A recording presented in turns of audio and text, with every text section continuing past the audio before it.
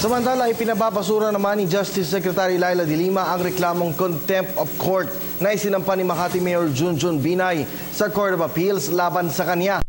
Ang ulat mula naman sa aming kasamang si Joseph Parafina, live via phone pad.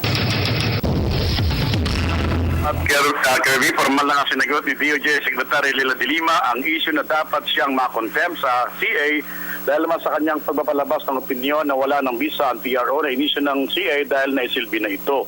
Dahil dito, pinababasura nga ni Justice Secretary De Lima sa Court of Appeals mismo ang hirit ni Makati Mayor Junjun Binay na makontempt siya.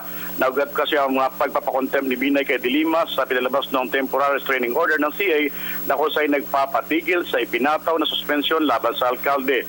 Matatanda ng kalituhan dahil po nang nagsilbi ng ang Department of Interior and Local Government ang tinatawag na suspension bago pa ang TRO ng CA.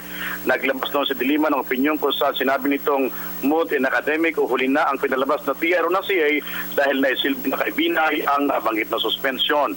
Sa 16 na manifestation na letter ni De Lima kasama ang Kirby ay ginigit nito sa CA na wala siyang nilabag sa kautusan ng Korte, partikular ang TRO na inilabas nito pabor kay Binay. Dagdag pa po ng kalihim, hindi siya kasama sa kaso at nagbigay lamang naman siya ng tinatawag na kanyang opinyon. Paglilinaw obligasyon ng DILG o CA na sundin ang kanyang legal opinion na ipinalabas noon.